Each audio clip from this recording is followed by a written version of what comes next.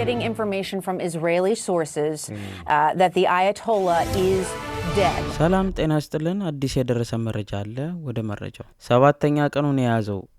አሜሪካና እስራኤል ከኢራን ጋር የሚያካሄዱ ጦርነት ምን አይነት ጉዳቶች ተከናወኑ አሜሪካና እስራኤል በኢራን ላይ በጋራ ጥቃት ከከፈቱ ሰባተኛ ቀናቸው የያዙ ሲሆን በባህረ ሰላጤ ውስጥ ያለው ውጥረትም ጨምሯል ኢራን የባህረ ሰላጤ ሀገራት ላይ የምትፈጽመው ጥቃት በመቀጠል በባህሬን እና በኳታር ፍንዳታዎችን መከሰታቸው ተዘግቧል coming from the president of the United States የአዘርባይጃን የውጭ ጉዳይ ሚኒስትር የኢራን ድሮኖች ጥቃት መፈጸማቸውንና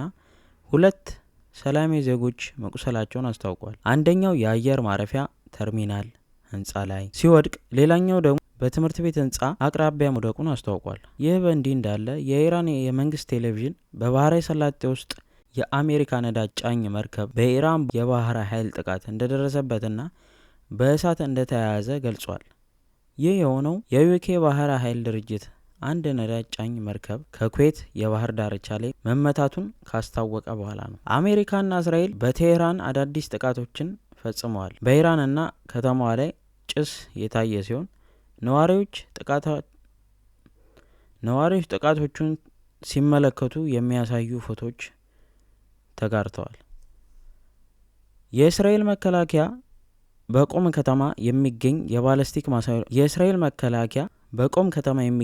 የባላስቲክ ማስወንጨፊያና በኢስፋሃን የአየር መከላከያ ስርዓት ላይ ጥቃት ፈጸሙን አስታውቋል ኢራን ወደ ቴል አቪቭ የምታስተወነጭፈውን ሚሳኤል ብትቀጥልም የሀገሪቱ ባለስልጣናትና የአየር ክልሉ በከፊል እንዲከፈት ወስነዋል ከመካከለኛው ምስራቅ ዜጎች ወደ ዩኬ የሚያጓጉዝ አውሮፕላን በቴክኒክ ችግር ምክንያት መዘግየቱን ተከትሎ ዛሬ ኦማንን ለቆ እንደወጣ ተገልጿል ዛሬ የደረሰ መረጃ ይመስላል በቀጣይ በተለየ ቪዲዮ መጣለው አመሰግናለሁ